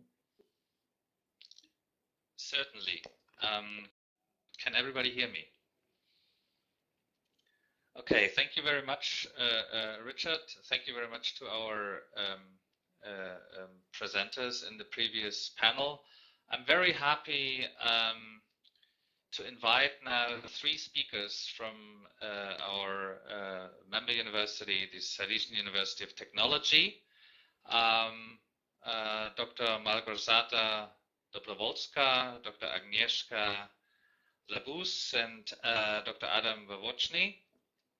And they will take us to the question of how leadership has to adapt in the age of Industry 4.0 and possibly 5.0.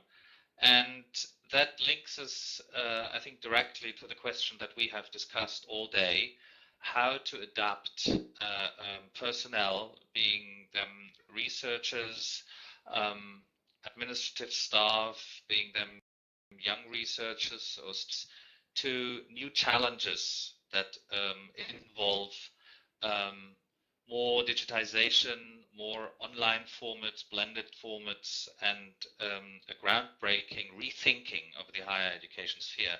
So without further ado, I'm very happy to give the floor to the 3 of you. I don't know who will start, but please, we are very keen on getting your presentation at the moment.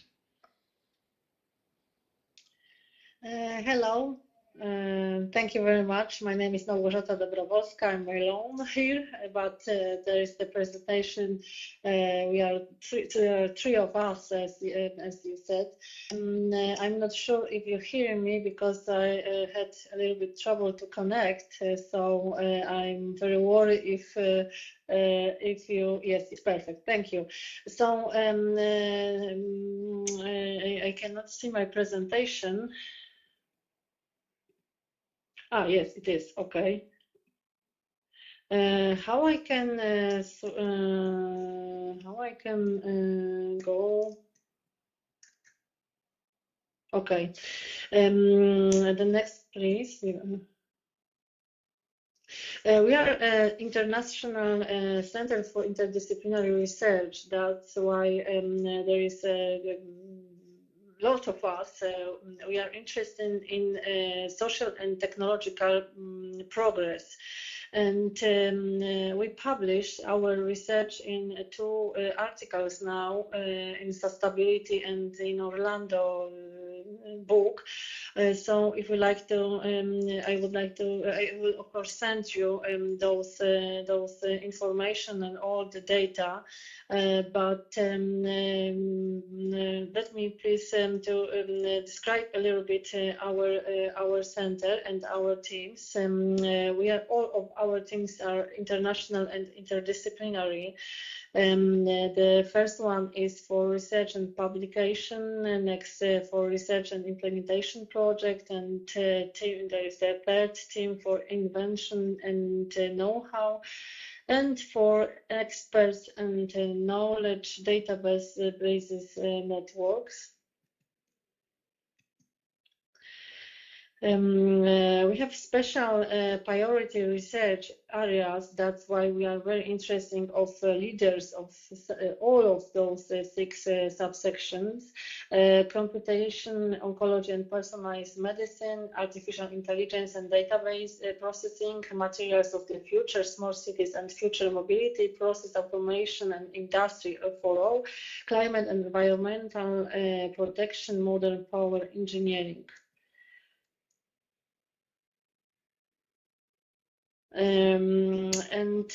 We open special research and analysis laboratory for condition in industrial occupation, and our database is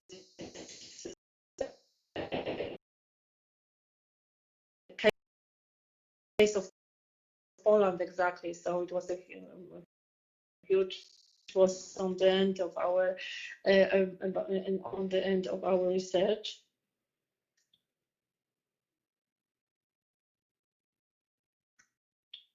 And for the beginning, when we're thinking about the 4th industrial revolution, it's important for us this understanding of this topic, because it's not only the industry, not only the technological process or technological development. We're thinking that this is the way of understanding the changes which we observe now. This is the exactly social progress also, because we change the 4th industrial revolution changed all our life, all areas in our life, education, family, work, and so on. That's why we're thinking that this is not only work for all, not only industry for all, but also the society for all, which we touch now. Most of these problems, and of course, this is because of automatization, robotization, and digitalization. And we need to look for new competences of the future. We call it competences of the future. This presentation is about leaders. So we create. I take only this part of research which we did, and but all of them has the same direction, that we need a new direction in education. Especially a new direction in education means the 5th level of education, short-term programs improving the qualification and competencies of personnel, as well as interdisciplinary programs of advanced competencies. And we share those for the 3 groups. Those 3 groups are the first is the computer-related specialist competencies, forming one of the pillars of industrial. The second is the management-related competences. The third is the psychosocial competencies, which are classified as called soft competencies. So on the next slides, I would like to present in the really short way those groups. In this 3 groups, we have we clarified. We try to measure what kind of exactly competencies of the future are the most important in the future education of the leaders. And here you can see the computer-related special competence forming one of the pillars of Industry 4.0, exactly autonomous robots, augmented reality, large databases processing, cloud computing, process simulation and visualization, system integration, technology and product evaluation, cybersecurity, industrial Internet of Things, and incremental technologies. On the second slide, I would like to present you the most important which we have as a result of our discussion with managers, with the leaders, which are in our MBA program, Industry 4.0 MBA program. They are the management-related competences, and this is exactly label and image creation, self and team management, financial management, budgeting, controlling, civil law, commercial law and tax processing, new project in management, modern management, business research methods and advisory skills, finance and management accounting, psychology of work, organization and management, PR, marketing and the media, managerial economics, macro and micro, of course, human resources management and its tools, training in managerial leadership and entrepreneurial skills, quantitative methods and business statistics, managing changing in the context of the future and technological progress, ethics skills, management and business decision. And the last group of these future competencies is psychosocial competencies, which are classified as the so-called soft competencies, as I said. We were very surprised because there are two of them and no more than this two.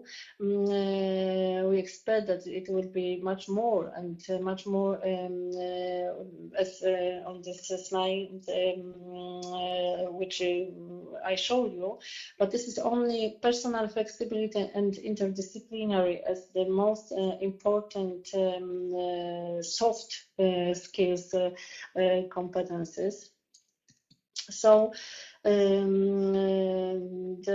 most important results of our research is that there are just a few directions that we can expect to work forever as a result of demographic change.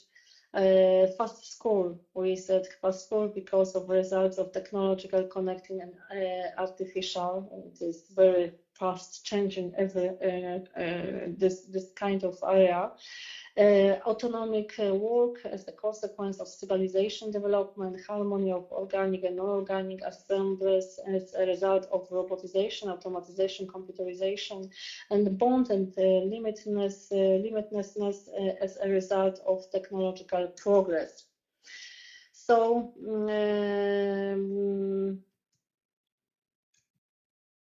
to summarize all of them, there was the most important conclusion for our discussion and for our next steps. The first we called new forms of education for leaders in Industry 4.0. We need especially for SMEs sector due to limited access to high value programs and high recruitment of competitiveness. The second is the development of the fifth level of education, changing the dynamics, the time frame and design style of university education. Somebody is kidding that the high education is disappear in the future. Only this short part of education, which we call usually as a course and workshops or something like that. Development and new competencies means integrating future competencies and social change into training for leaders. That's the main of our research and the main of our interests, which we would like to share with you and discuss and invite you to our project, to our lab, to our research. We try to compare our data in 18 countries now. So if you'd like to join, of course, we invite you. Thank you very much.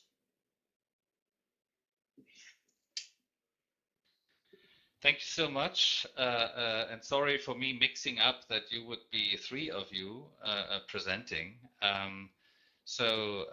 Thank you very much for this very clear and to the point presentation.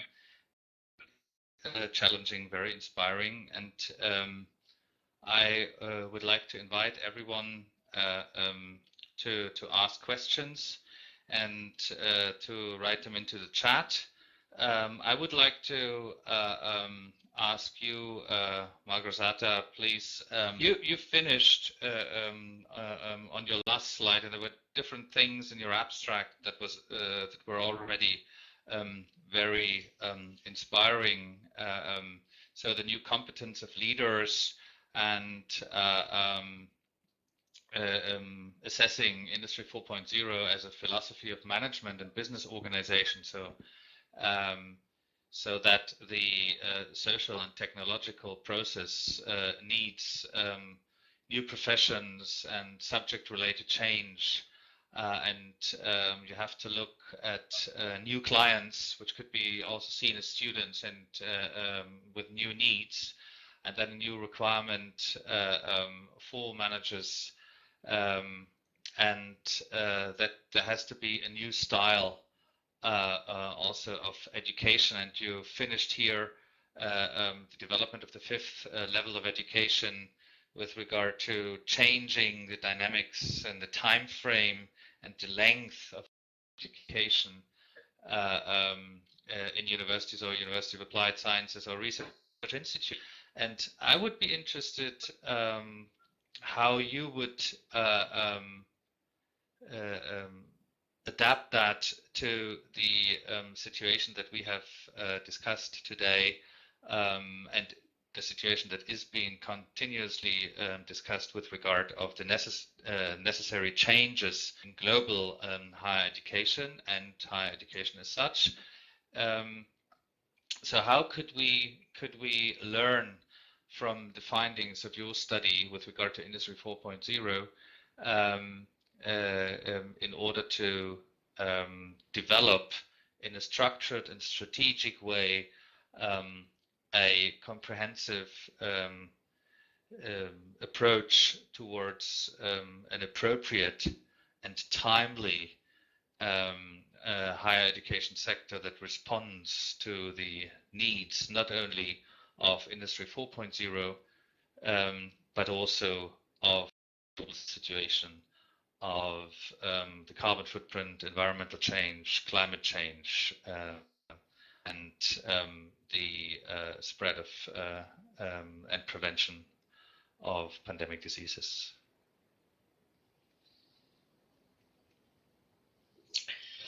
I'm sorry, I have a little bit trouble with connection, but if I understand you well, you asked me about this, how to say, this practice, direction, what is important when we're thinking about the fourth evolution, especially in how we can prepare the future, yes, in the education area. We think that we need to change the period of time of education when we study. It's a very long time, usually 5 years, as you know, 3 years the bachelor in the system which we have now. This is 3 years for bachelor and the next 2 years for master degree. So when we prepare our leaders for 5 years, and next we have post-diploma courses like MBA, master business administration, so it usually takes us 7 years to go to school and next working as a leader, so it's quite long time. When you see, when we observe the dynamic of this, how life is changing, how the IT professions are changing, means or automatization, robotization. It's very difficult to learn so long because your skills, your knowledge needs to be more flexible, or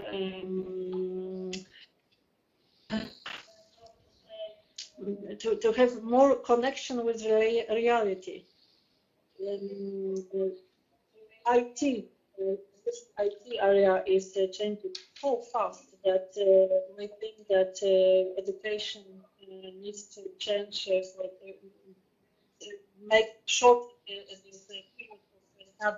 This is the first for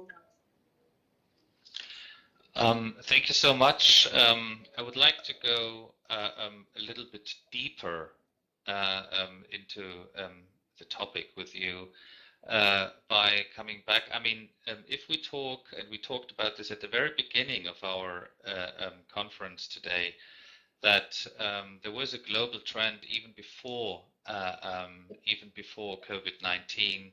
There was a global trend with regard to mobility towards short-term mobility. So away from semester exchanges or a whole study abroad year to a popularity of short-term formats. However, that is always an added value and an additional education, added competences that someone acquires by being exposed to another higher education system, and of course by being exposed to another intercultural context. So the problem is that I think maybe the rhythm can change, and maybe the blended approach can be changed between digital and face-to-face education. Maybe also when students do what. I mean, there's a tradition, for instance, in India, as far as I'm concerned, that many students do then work in industry for a couple of years and then only return to do a master's. They have acquired further other skills in order to make the most of it and not go to university in 5 years. So the shaping could be different. But don't you think that the core disciplinary knowledge to be acquired in really a thorough process of education that takes its time? We did the research before COVID-19. That's why I cannot,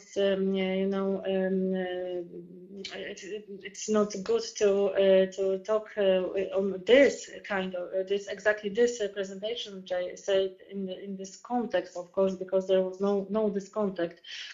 But we, as you know, for example, the labor market is changing so fast that we have now, for example, new professionals, yes, like 3D printers. I don't know how long will be this new professional, but this is the new one. The trainer of robots, for example, also new. So some professionals will disappear and very quickly, and some new professionals will be on the labor market, but we don't know exactly now. Yes, because we don't know the future of and how people can create, like in these movies, like a Terminator or Machine or something like that. We know this from the cinema, yes, those movies. But exactly the technological development is so fast that our skills needs to be more flexible. And the education must be, because of that, have to be more shorter. That was the main conclusion for our research. And we think that the core, as you say, the core of that is this, or the most important skill is the interdisciplinary, because it is the like a gold, like a diamond. You can switch off, switch on your life and be more adaptable. That's the most important on this on nowadays, as you see, as you talked about COVID. If you can change your mind, change your behavior, change your emotion, and be interdisciplinary, you can move and move without trouble almost, yes, and adapt to all your situation in your life. Thank you so much. I received another question that focuses on the soft skills that you've mentioned in one of your slides, and you were astonished, as you said yourself, that there were only two, and they are also very adaptable to the current situation. And so these were interdisciplinary and interpersonal competences and personal flexibility, and these, of course, can hardly be learned in short time. Take time to develop and to be developed and to be nurtured. So would that be, for instance, in the whole field of shared education between industry, probably other educational institutions or providers, could that be, in your eyes, be a core teaching and socialization competence for higher education institutions, that is for universities? What do you think? We think definitely yes, definitely yes. And they are the most important, there's two of them. And I was surprised because we asked real SMEs managers and leaders from the big companies. So there was those people were more the business were more practiced than we from universities, but we had the same exactly the same knowledge that they are the most important skills for we sometimes say ego resiliency. For ego resiliency means for to be strong in our life, and but they are very difficult to create. They are very difficult to develop because of our personality. Training them is very difficult because it's the kind of personality, as I said, the temperament. It has connection to temperament and our and now our not exactly behavior, but also with our thinking, with our cognitive sides. That is a very good, thank you so much. That's a very good bridge actually to the final cluster of my two related questions to you. So you coming back to what you have said about social and technological progress. So I would be interested, and that is completely also goes beyond COVID-19, because we have been thinking about this for a long time and discussing it, and we started to change it a long time for this before this pandemic experience. So how could the findings of your Industry 4.0 research relate to the necessary development of the higher education sector with regard to digital challenges and the changes towards blended approaches, online services, and learning and teaching?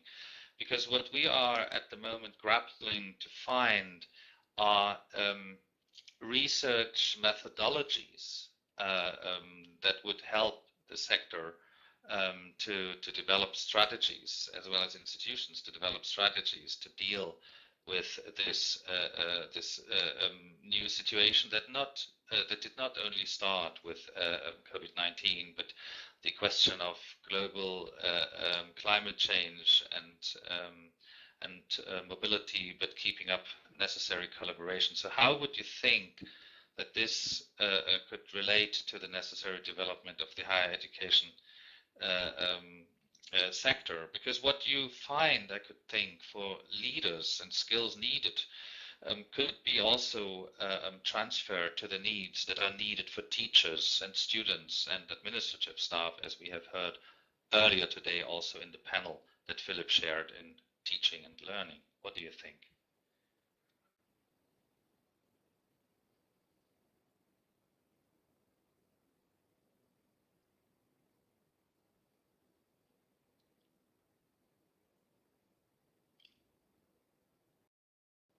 Mangi, you still hear us? Yes, now I am probably, yes. Now I'm, Okay. I'm sorry, Excellent. I have I have a little bit trouble with connection. Yes. No worries.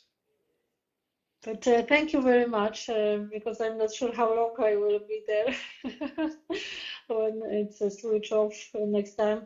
I have most of our research we try to publish now, and they are in the process of publishing. But if you like to, of course, I will send you all our descriptions.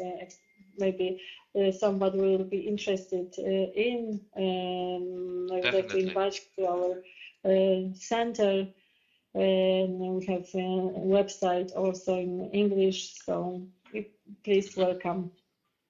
Yeah. One final question. You mentioned in one of your first slides a subsection D that said finding smart cities and future mobilities.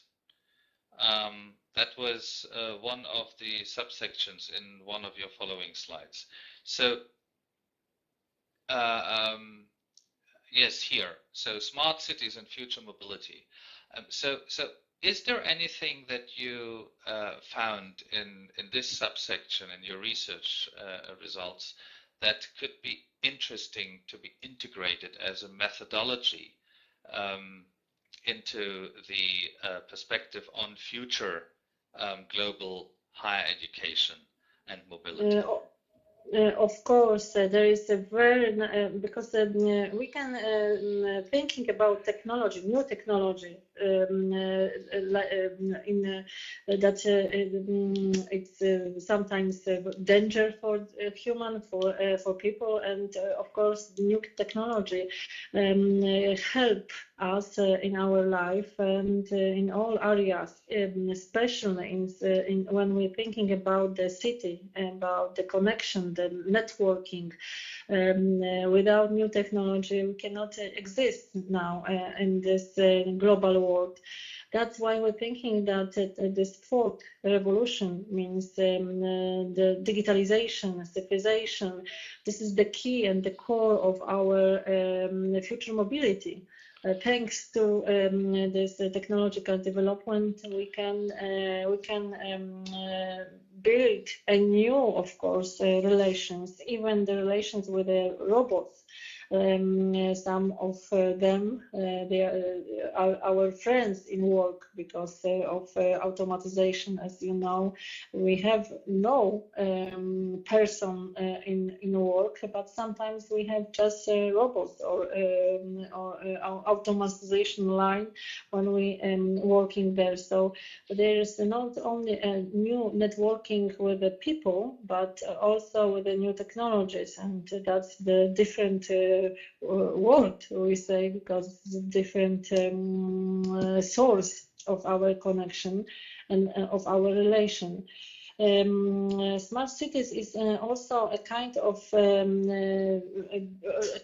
building. When you're thinking about the houses, when people living together, even the old people, when we put a lot of new technologies inside, we can connect, and we can create the gap. Even we can create the relation social relation using the new technologies. So this is a wonderful world in the future. I think if we will able to use our technologies in a good way, we can change the climate, pollution, we can create a lot of good things in the future. Thank you so much, and thank you to everyone. We've run a little bit over time, but we had so interesting contributions and discussions here. Very rewarding in my view, and very inspiring for our ongoing discussion. Food for thought, food for further webinars and discussions. Again, I would like to thank all participants who have been with us throughout the day. I would like to thank particularly our team, our fantastic team that helped behind the screens to make everything possible. Mariana and the executive office of the S Group, and the fantastic IT staff, and our dear colleague and liaison officer Sergio, who was with us all the time putting together the program. I would like to thank particularly again our presenters for their inspiring interventions and contributions.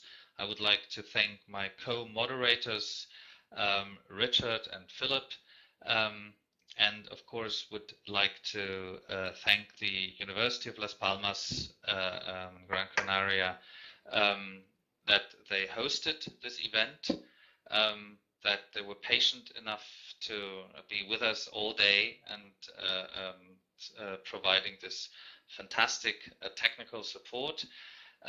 Thank you again for participating, especially to those who stayed with us until the end. And we will let you know very soon when our next webinar will be taking place. Thanks for participating in the S Group Think Tank web conference today on sustainable development, health, environment, society, and education. See you very soon next time. Bye. Have a wonderful evening.